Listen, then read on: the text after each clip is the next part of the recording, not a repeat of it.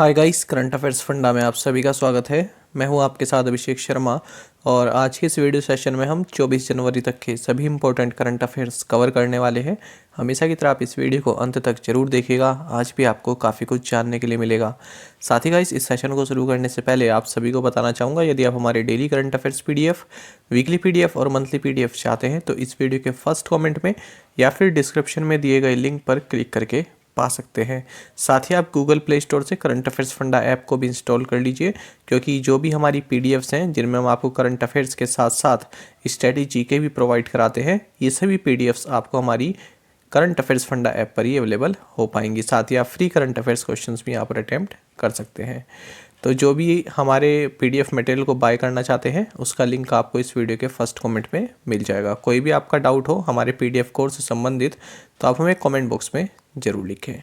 तो चलिए फिर करते हैं शुरुआत इस वीडियो सेशन की। सबसे पहले 22 जनवरी को पढ़े गए करंट अफेयर्स क्विकली रिवाइज कर लेते हैं। दिलीप संघानी, ये इंडियन फार्मर्स फर्टिलाइज़र कोऑपरेटिव यानी इफ़को, इसके नए चेयरमैन होंगे। बाबर आजम, इन्हें ICC मेंस ODI टीम साथ ही ICC men's T20 team of the year for 2021 का कैप्टन बनाया गया है। एक अंडरसी वोल्केनो टोंगा, जो कि पैसिफिक आइलैंड कंट्री है, यहाँ पर इरप्ट हुआ है, जिसके बाद सुनामी वेव्स भी इस रीजन में काफ़ी आई है।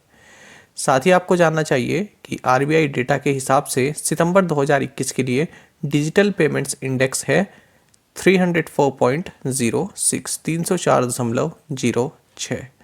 आपको जानना चाहिए वर्ल्ड के ओल्डेस्ट मैन, जो कि स्पेन के सैटुर्निनो डे ला फुएंटे हैं, इनका हाल ही में निधन हो गया है।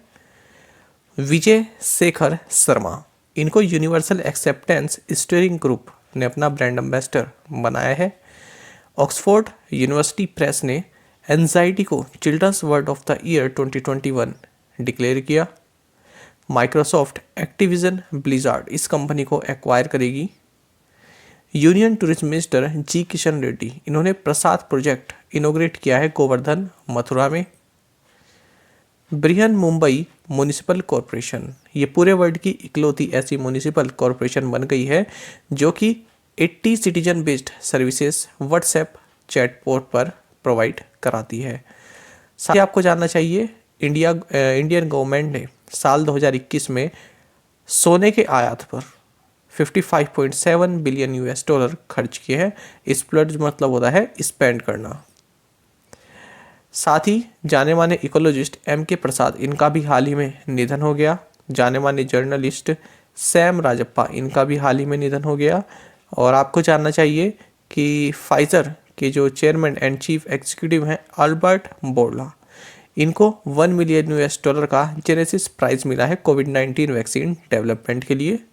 साथ ही आपको जानना चाहिए हिंदुस्तान एरोनॉटिक्स लिमिटेड यानी कि HAL, ये मॉरिशस को advanced light helicopter ALH Mark 3 provide कराएगा। साथ ही आपको जानना चाहिए इंडिया रेटिंग्स एंड रिसर्च के अनुसार इंडिया की जो इकोनॉमी है ये 2022-23 में 7.6% से ग्रो करने वाली है। तो चलिए फिर अब देख लेते हैं 24 जनवरी तक के सभी करंट अफेयर्स। सैयद मोदी अंतर्राष्ट्रीय बैडमिंटन खिताब किसने जीता है? ऑप्शंस आपके सामने है और सही आंसर ऑप्शन A है। So PV Sindhu won Syed Modi international badminton title. जानेंगे इस क्वेश्चन के बारे में। देखिए, 2 टाइम ओलंपिक मेडलिस्ट है PV सिंधु, आप सभी जानते हैं। तो इन्होंने मालविका बंसोत को हराकर विमेन सिंगल टाइटल जीता है Syed Modi international badminton tournament में।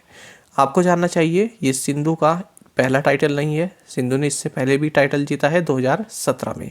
तो ओवरऑल ये सिंधु का second Syed Modi international badminton title है। आपको जानना चाहिए इस टूर्नामेंट का जो वेन्यू रहता है ये बाबू बनारसी दास इंडोर स्टेडियम लखनऊ रहता है। और इसमें जो मिक्स्ड डबल विनर रहे हैं ये ईशान भटनागर रहे और तनिषा क्रेस्टो रहे। और यदि हम मेंस सिंगल टाइटल की बात करें तो ये मैच नहीं हो पाया, इसको नो मैच डिक्लेयर किया गया, क्योंकि वन ऑफ द फाइनलिस्ट, दोनों में से एक फाइनलिस्ट को कोविड के सिम्टम्स थे। चलिए आगे बढ़ते हैं। जेरी हैमलेट को किस राज्य या केंद्र शासित प्रदेश का पहला मिल्क विलेज घोषित किया गया है? ऑप्शंस आपके सामने हैं। सही आंसर ऑप्शन डी है। So Jerri hamlet declared as the first milk village of Jammu and Kashmir. तो देखिए, union territory of Jammu and Kashmir, यहाँ के एडमिनिस्ट्रेशन ने कहा है कि हमने रियासी डिस्ट्रिक्ट, जम्मू एंड कश्मीर के रियासी डिस्ट्रिक्ट के जेरी सेटलमेंट, एक तरह का एक विलेज है, ठीक है, तो उसको हमने milk village, first milk village उसको घोषित किया है। तो यहाँ पर 57 से ज़्यादा डेयरी फार्म्स भी सैंक्शन किए गए हैं। तो देखिए, इस तरह का विलेज यहाँ पर ज़्यादातर लोगों का जो व्यवसाय है वो मिल्क से संबंधित है, मिल्क निकालना और उसको आगे फिर देना, तो इससे संबंधित है। तो ये एक स्कीम है यहाँ पर, इंटीग्रेटेड डेयरी डेवलपमेंट स्कीम। तो इसके तहत इनको फिर सब्सिडी भी प्रोवाइड कराई जाएगी, जो भी डेयरी वाले हैं उनको सब्सिडी प्रोवाइड कराई जाएगी, कुछ इक्विपमेंट लेने हैं उससे संबंधित। बाकी आपको जानना चाहिए, जम्मू एंड कश्मीर के लेफ्टिनेंट गवर्नर मनोज सिन्हा है, कैपिटल जम्मू है विंटर, और श्रीनगर समर कैपिटल है। Unity Small Finance Bank limited यानी यूनिटी बैंक के स्वतंत्र अध्यक्ष के रूप में किसे नियुक्त किया गया है? ऑप्शंस आपके सामने है। सही आंसर ऑप्शन ए है। So Vinod Rai has been appointed as independent chairman of Unity Small Finance Bank Limited. देखिए, रिजर्व बैंक ऑफ इंडिया ने विनोद राय, आप सभी इनका नाम सुना होगा, ये farmer controller and auditor general हैं, इनको unity Small Finance Bank limited यानी कि यूनिटी बैंक में इंडिपेंडेंट चेयरमैन पोस्ट के लिए अप्रूव कर दिया है। आपको बता दें, जो यूनिटी स्मॉल फाइनेंस बैंक है इसके ओनर सेंट्रम और भारत पे है, और ये जो फेल्ड बैंक है Punjab and Maharashtra cooperative bank, इसको टेक ओवर करेगा। निम्नलिखित भारतीय क्रिकेटरों में से कौन आईसीसी पुरुषों की वर्ष की टेस्ट टीम में शामिल नहीं है? आर अश्विन, विराट कोहली, ऋषभ पंत या फिर रोहित शर्मा। सही आंसर ऑप्शन बी है। So Virat Kohli is not included in the ICC men's test team of the year. जानेंगे इसके बारे में। देखिए, रोहित शर्मा को इसमें ओपनर बनाया गया है इस टीम में, ऋषभ पंत को विकेट कीपर के तौर पर लिया गया है, और आर अश्विन को स्पिनर के तौर पर लिया गया है। हम बात कर रहे हैं ICC men's test team of the year की। और बाकी आपको ये जानना चाहिए कि जो वनडे इंटरनेशनल 11 जो टीम है इसमें भी कोई भारतीय नहीं है, और ये ICC men's test team of the year में 3 भारतीय हैं। अमर जवान ज्योति का उद्घाटन भारत के इतिहास की किस महत्वपूर्ण घटना के उपलक्ष्य में किया गया था? देखिए, खूबसूरत ऑप्शन है आपके सामने। 1999 Kargil conflict, 2019 Balakot strikes, 1965 Indo Pakistan war या फिर 1971 बांग्लादेश लिबरेशन वॉर। तो हमारा आंसर यही है। The Amar Jawan Jyoti was inaugurated to commemorate 1971 Bangladesh liberation war. जानेंगे इसके बारे में।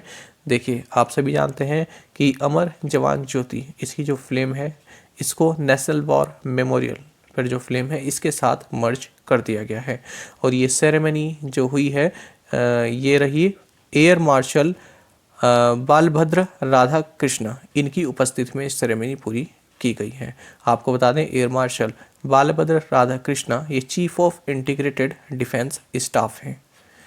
आपको जानना चाहिए कि जब भारत ने 1971 वॉर के बाद जब 1971 वॉर में पाकिस्तान को हराया, उसके बाद जो भी हमारे जवान थे जिन्होंने अपना सुप्रीम सर्वोच्च बलिदान यहाँ पर दिया, तो उनकी याद में, उनके इस बलिदान को याद करने के लिए तब की प्रधानमंत्री इंदिरा गांधी ने 26 जनवरी 1972 26 जनवरी 1972 में अमर जवान ज्योति की आधारशिला रखी थी। और आप जानते हैं फिर नेशनल वॉर मेमोरियल NWM, इसको इनोग्रेट किया गया था फरवरी 2019 में, जो हमारे प्राइम मिनिस्टर नरेंद्र मोदी के द्वारा, और ये भी इंडिया गेट के पास ही है। और इसको बनाया गया है अब तक जितने भी सोल्जर्स हैं जिन्होंने भारत के लिए अपना जीवन बलिदान दिया है, ये उन सभी के लिए है। ठीक है, तो यहाँ पर लगभग 26,000 से ज़्यादा सोल्जर्स के नाम यहाँ पर लिखे हुए हैं। तो गवर्नमेंट का मत ये है कि जो अमर जवान ज्योति जो है यहाँ पर सोल्जर्स के नाम नहीं है, इसलिए अब इस फ्लेम को जो है हमने ये जो नेशनल वार मेमोरियल है जो 2019 में इनोग्रेट किया गया था इसमें मर्ज कर दिया गया है, और जो ये 1971 वॉर के जो शहीद हैं उनका नाम भी यहीं पर लिखा हुआ है। तो ये बात इन्होंने कही है। नेताजी सुभाष चंद्र बोस की जयंती किस रूप में मनाई जाती है? ऑप्शंस आपके सामने है। सही आंसर ऑप्शन सी है। The birth anniversary of Netaji Subhash Chandra Bose is being celebrated as Parakram Diwas. तो पराक्रम दिवस के रूप में मनाई जाती है, या आप इसको कहेंगे करेज डे या फिर डे ऑफ वेलोर। आप जानते हैं इंडिया इस साल 23 जनवरी को नेताजी सुभाष चंद्र बोस की 125वीं बर्थ एनिवर्सरी मनाया है। और आपको बता दें साल 2021 में प्रधानमंत्री नरेंद्र मोदी ने अनाउंस किया था कि जो नेताजी सुभाष चंद्र बोस हैं इनकी बर्थ एनिवर्सरी हम पराक्रम दिवस के रूप में मनाएंगे। आप सभी जानते हैं नेताजी सुभाष चंद्र बोस का जन्म 23 जनवरी 1897 को कटक, जो कि प्रेजेंट डे उड़ीसा है, यहाँ पर हुआ था। पिता इनके जानकी नाथ बोस थे और माता थी प्रभावती दत्त।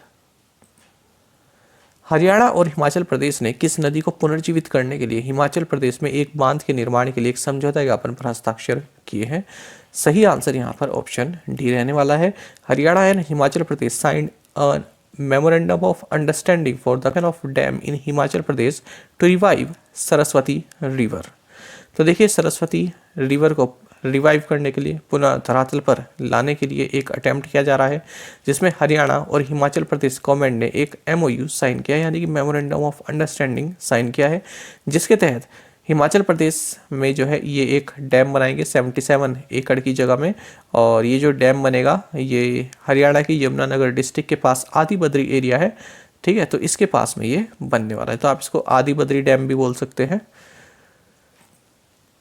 राष्ट्रीय रैंकिंग टूर्नामेंट में खराब प्रदर्शन के कारण खेल मंत्रालय की टारगेट ओलंपिक पोडियम स्कीम यानी कि टॉप्स से किसे हटा दिया गया? ऑप्शंस आपके सामने हैं।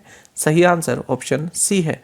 सो Deepika Kumari was dropped from the sports ministry's target Olympic podium scheme due to their below par performance in the national ranking tournament.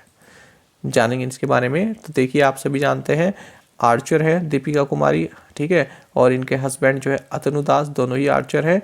इनको स्पोर्ट्स मिनिस्ट्री की जो टारगेट ओलंपिक पोडियम स्कीम है इससे ड्रॉप कर दिया गया है, क्योंकि नेशनल रैंकिंग टूर्नामेंट में इनकी जो परफॉर्मेंस है ये बिलो पार रही है, यानी कि एक लाइन होती है ना कि हाँ इससे नीचे नहीं जानी चाहिए, उससे नीचे इनकी जो है परफॉर्मेंस चली गई है, मतलब एवरेज से भी नीचे इनकी परफॉर्मेंस चली गई है।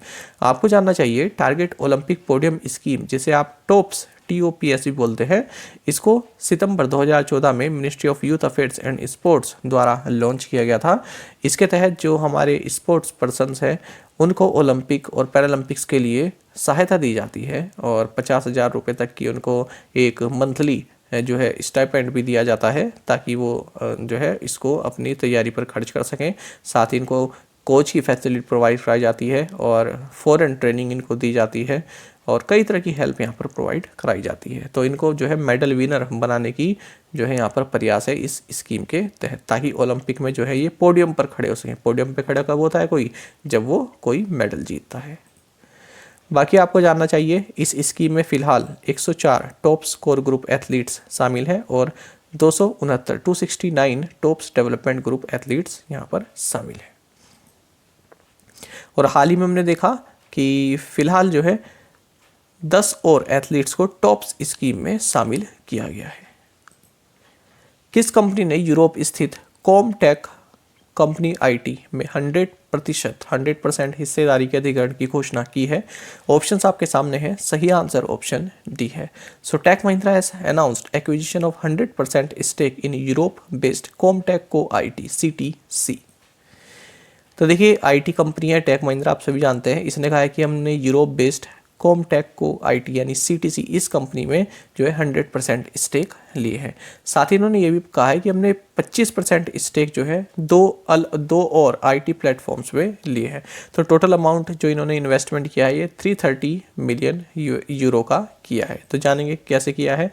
तो देखिए इन्होंने जो कॉमटेक को IT है इसमें 310 मिलियन यूरोस का इन्वेस्टमेंट किया है, और अब जो बचे 20 मिलियन यूरो उनको इन्होंने इन्वेस्ट किया है SWFT और सुरांस प्लेटफॉर्म, ये जो IT कंपनी है इनमें।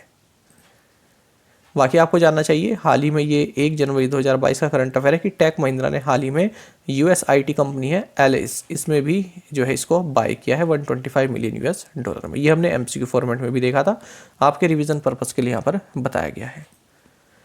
6G में डिजिटल अवसरों का पता लगाने के लिए किस देश के ओलू विश्वविद्यालय और जियो एस्टोनिया ने सहयोग किया है? ऑप्शंस आपके सामने है, सही आंसर ऑप्शन बी है। So Finland's university of Oulu and Jio Estonia collaborated to explore digital opportunities in 6G।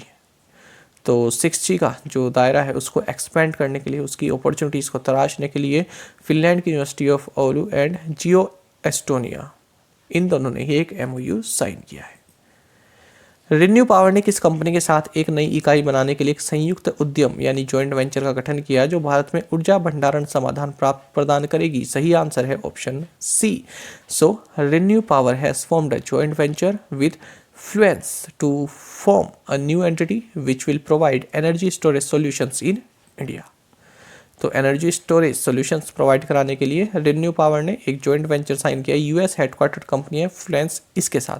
तो 50-50 पार्टनरशिप का एक जॉइंट वेंचर रहने वाला है।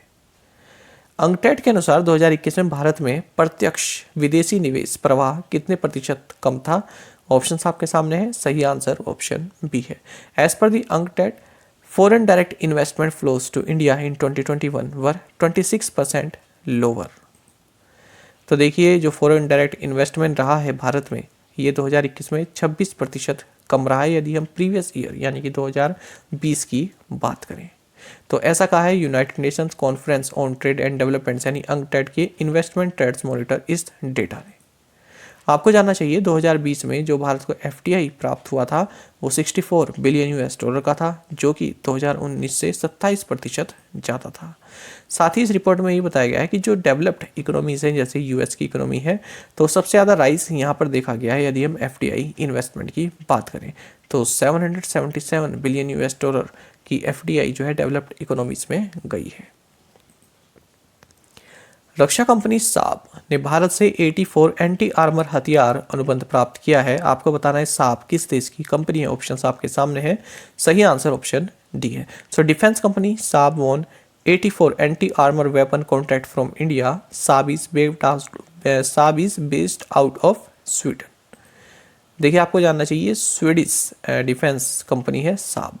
तो इसका जो 84 एंटी आर्मर वेपन है ये भारतीय आर्मी और इंडियन एयरफोर्स के लिए खरीदा जाएगा। तो एक यहाँ पर MOU साइन हो चुका है।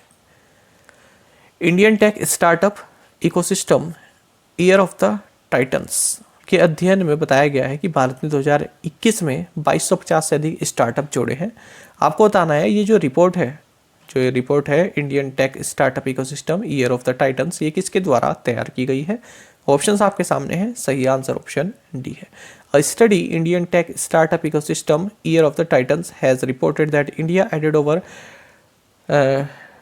2250 startups in 2021. This report is prepared by NASSCOM and Genov। जानते हैं इसके बारे में। देखिए इसमें ये बताया गया है कि जो स्टार्टअप्स ने जो पैसा जो रेस किया है वो 24.1 बिलियन यूएस डॉलर 2021 में जो है रेस किया है, जो कि कोविड-19 से पहले का जो पीरियड है उससे 2 गुना ज़्यादा है। तो ये स्टडी बताई है नास्कॉम एंड जिनो, इनके द्वारा एक स्टडी की गई है, उसमें ये बताया गया है। नाम मैंने आपको बता ही दिया है। साथ ही इन्होंने ये कहा है कि भारत में जो है 2250 स्टार्टअप भारत ने ऐड किए हैं, ठीक है, कोविड से मतलब कोविड के बाद से। निम्नलिखित में से किसने भारत के अनुसंधान एवं विकास कर्मचारियों की कौशल वृद्धि के लिए बिट्स प्लानी के साथ भागीदारी की है? सही आंसर ऑप्शन डी है। So Oppo India has partnered with BITS Pilani for skill enhancement of India research and development employees. ठीक है, तो इसमें इतना ही जानना है हमको केवल। ओप्पो इंडिया ने बिट्स प्लानी के साथ एग्रीमेंट किया है, किस लिए? जो इसके R&D इंजीनियर्स हैं उनको स्किल्स प्रोवाइड कराने के लिए। भारत ने तत्काल ईंधन आयात के लिए किस देश को 500 मिलियन यूएस डॉलर की लाइन ऑफ क्रेडिट प्रदान किया है? ऑप्शंस आपके सामने हैं, सही आंसर ऑप्शन सी है। So India extended a 500 million US dollar line of credit to Sri Lanka for urgent fuel imports. आप सभी जानते हैं श्रीलंका के जो है हालात सही नहीं है, ठीक है, दिवालिया होने की कगार पर है और इसलिए श्रीलंका को भारत यहाँ पर सहायता पर प्रोवाइड करा रहा है। तो 500 मिलियन यूएस डॉलर की लाइन ऑफ क्रेडिट यहाँ पर श्रीलंका को दी है ताकि ये जो फ्यूल है उसका आयात कर सके, क्योंकि फ्यूल की भी यहाँ पर कमी है, फ्यूल नहीं है यहाँ पर, तो इस पैसे से आयात कर सके। और इससे पहले हमने देखा था कि 900 मिलियन यूएस डॉलर का सहायता भी श्रीलंका को भारत ने प्रोवाइड कराई थी, हमने एमसीक्यू फॉर्मेट में जाना था। किस कंपनी ने अपने प्रमुख स्टार्टअप त्वरक कार्यक्रम लीप का विस्तार करने की घोषणा की है? ऑप्शंस आपके सामने हैं, सही आंसर ऑप्शन सी है। So Flipkart announced to expand its flagship startup accelerator programme leap. तो एक बात तो आपको यहाँ से जानने के लिए मिल गई कि लीप किसका एक्सेलेरेटर प्रोग्राम है? फ्लिपकार्ट का। मैंने आपको कई बार बताया कि एक्सेलेरेटर का मतलब क्या होता है, जैसे कोई स्टार्टअप है, ठीक है, तो उसको एक्सेलेरेट करना, एक्सेलेरेट का मतलब होता है और तेजी प्रोवाइड करना। इनक्यूबेटर और एक्सेलेरेटर ये एक जैसे ही आप समझ सकते हैं, मैंने आपको एक दिन काफ़ी डीपली अंतर बताया था दोनों में, ठीक है। तो कोई स्टार्टअप है, किस तरह से वो ग्रो करे, इसका काम करता है एक्सेलेरेटर। एक्सेलेरेटर एक कंपनी समझ सकते हैं जिसमें कई सारे लोग हैं, वो किसी स्टार्टअप वो बताते हैं आप ऐसे ऐसे कीजिए और आप जो है ऊंचाइयों पर पहुंच जाएंगे। ये आपको टेक्निकल हम हेल्प आपको प्रोवाइड करा देते हैं, मैनेजमेंट आपको कैसे करना है ये सब प्रोवाइड कराते हैं, उसको बोलते हैं एक्सेलेरेटर, यानी कि एक तरह का ग्रुप, एक्सपर्ट का ग्रुप। तो देखिए फ्लिपकार्ट का जो ये एक्सेलेरेटर प्रोग्राम है लीप, जिसमें स्टार्टअप की हेल्प करता है, तो इसको और एक्सपांड करना चाहता है। तो अब दो नए प्रोग्राम इसने इसमें जोड़े, एक तो है फ्लिपकार्ट लीप अहेड यानी FLA, दूसरा है Flipkart leap innovation network FLIN। अब देख लेते हैं प्रीवियस असाइनमेंट क्वेश्चंस के answer. Name India's newest airline, तो ये है आकाशा एयर और इसके फाउंडर्स ये रहेंगे Vinay Dubey. Chandratal wetland is located in which state? Answer is Himachal Pradesh. Kathak maestro Pandit Birju Maharaj who passed away aged 84 was conferred with which civilian award? Answer is Padma Vibhushan. Name the professional tennis player who announced that the current season would be their last on the WTA tour? Answer is Sania Mirza. When was the railway budget, which was earlier presented a few days before the union budget, merged with the latter, ending 92-year-old practice? Answer is 2017. Yes friends, इसका answer 2016 दिया है। देखिए option में आपको 2016 भी मिलेगा, लेकिन याद रखें 2016 नहीं है इसका आंसर। 2016 में तो अनाउंसमेंट हुई थी, लेकिन मर्ज कब किया गया ये पूछा, तो 2017 में मर्ज किया गया था ना इसको, तो आंसर 2017 होगा। इस चीज़ का आप ध्यान रखें। चलिए देखते हैं अब आज के हमारे जो इंग्लिश के शब्द हैं। तो देखिए republic day tableaux rejected after due process. तो आज का हमारा जो शब्द है ये है ड्यू प्रोसेस। देखिए आप सभी जानते हैं सेंट्रल गवर्नमेंट ने 26 जनवरी के लिए जो झांकियाँ आती हैं स्टेट्स की, तो उनमें तमिलनाडु, वेस्ट बंगाल और केरल, इन तीनों की ही जो झांकियाँ हैं उनको रिजेक्ट कर दिया है। तो काफ़ी इस पर जो है थोड़ा हंगामा भी हुआ कि क्यों किया है आपने। तो यहाँ पर सेंट्रल गवर्नमेंट का है हमने ड्यू प्रोसेस के बाद इसको रिजेक्ट किया। ड्यू प्रोसेस का मतलब क्या होता है, कोई ऐसा प्रोसेस फॉलो किया जिसमें पूरा पारदर्शिता हो, यानी कि एक कमेटी बिठाई गई हो, ठीक है, उसने चयन किया हो, फिर अप्रूव किया हो, इस तरह से जो होता है। ये नहीं कि आपने केवल मुंह से बोल दिया कि हम इन तीन को नहीं लेते, हमें इनका आइडिया अच्छा नहीं लगा, ऐसा नहीं। देखिए यहाँ पर लिखा भी है कि एक कमेटी बनाई गई थी, सब्जेक्ट एक्सपर्ट कमेटी बनाई गई थी, ठीक है, उसने रिजेक्ट किया है, तो उसको बोलते हैं ड्यू प्रोसेस, यानी कि एक तरीके से रिजेक्ट किया गया। ऐसा नहीं कि हवा में ही रिजेक्ट किया है, एक कमेटी बनाई गई, उन्होंने सब पहलुओं को देखा, उसके बाद रिजेक्ट किया गया है, ये मतलब होता है ड्यू प्रोसेस। नेक्स्ट है हमारे पास, ये काफ़ी महत्वपूर्ण शब्द है आपके लिए, parties vie to take credit for Punjab poll deferment. देखिए हमारा शब्द है वाई, VIE। देखिए वाई का मतलब होता है एक दूसरे से compete करना, वर्ब है, to compete with other people to achieve or get something, ठीक है। डिफरमेंट आप जानते हैं कि पोल टलना, तो देखिए जो पंजाब में पोल है उसकी डेट एक्सटेंड करने गई, तो अब क्या कह रहे हैं, पार्टी जो है वाई मतलब कि एक दूसरे से compete कर रही है कि किस लिए, to take credit for Punjab poll deferment, Punjab poll जो आगे कर दिए गए ना उसका क्रेडिट लेने के लिए एक दूसरे से compete करनी है, वाई कर रही है, ठीक है। तो आप यहाँ पर एग्जाम्पल देख सकते हैं, 6 candidates are currently vying for the democratic presidential nomination.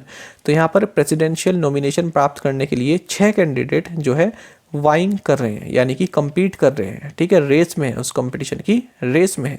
यहाँ पर देखें, the 2 older children tend to vie with the younger one for their mother's attention, यानी कि 3 भाई हैं, उनमें सबसे छोटे पर ज़्यादा अटेंशन जा रही है उसकी माता की, ठीक है। तो जो 2 बड़े भाई हैं वे दोनों ही भाई हैं या फिर बहन है, दो बड़े जो उसके मतलब भाई बहन हैं, वो क्या कर रहे हैं, वाई विथ, द यंगर, यानी कि अपने सबसे छोटे वाला जो सबसे छोटा है उसके साथ वाई कर रहे हैं, compete कर रहे हैं, किस लिए? मदर की अटेंशन पाने के लिए, ठीक है, कुछ कर रहे होंगे, ठीक है, अपना मतलब कुछ कर्तव्य वगैरह। फिर देखिए the two groups of scientist are vying to get funding for their research projects, ठीक है, तो अपने रिसर्च प्रोजेक्ट की फंडिंग के लिए दो ग्रुप हैं साइंटिस्ट के, वो वाई कर रहे हैं, यानी कि अपनी अपनी तरह से जो है पूरा जोर शोर लगा रहे हैं, उसको बोलते हैं वाई। जैसे आप कह सकते हैं कि जो है lakhs of students are vying for IBPS PO, है ना, या फिर IBPS क्लर्क पोस्ट, इस तरह से आप लिख सकते हैं, ठीक है। लाखों कैंडिडेट जो है IBS PO क्लर्क PO के लिए या फिर क्लर्क के लिए जो है वाई कर रहे हैं, यानी कि compete कर रहे हैं। चलिए अब देखते हैं आज के assignment questions. Who won the bid for Jet Airways in 2020? Toyota Motors is based in which country? How many grand slam doubles title Sania Mirza has won in her tennis career so far? Who is the founding head of the research and analysis wing, यानी कि रॉ, when it was formed in 1968, जब 1967 में जब raw बना था तब इसके फाउंडिंग हेड कौन थे? Who is the only Indian cricket player to feature in the ICC T20 teams for the year 2021? तो पांचों क्वेश्चंस के आंसर आप हमें कमेंट बॉक्स में जरूर दीजिएगा। यदि आपको एक क्वेश्चन का आंसर भी आता है तो भी आप हमें कमेंट बॉक्स में बता सकते हैं। साथ ही करंट अफेयर्स फंडा को आप टेलीग्राम पर भी ज्वाइन कर सकते हैं। यहाँ पर रेगुलर वीडियो अपडेट्स और करंट क्विज हम आप सभी के लिए डालते रहते हैं। साथ ही डिस्कशन ग्रुप में आप किसी भी क्वेश्चन का सोल्यूशन पा सकते हैं। दोस्तों यहाँ पर हमारे करंट अफेयर्स की प्लेलिस्ट दी गई है, इसको आप जरूर देखें और अपने दोस्तों के साथ साथ ही फेलो एस्पिरेंट साथ हमारे करंट अफेयर्स को शेयर जरूर करें। आज का सेशन आपको कैसा लगा हमें कमेंट बॉक्स में जरूर बताइएगा। Thank you guys.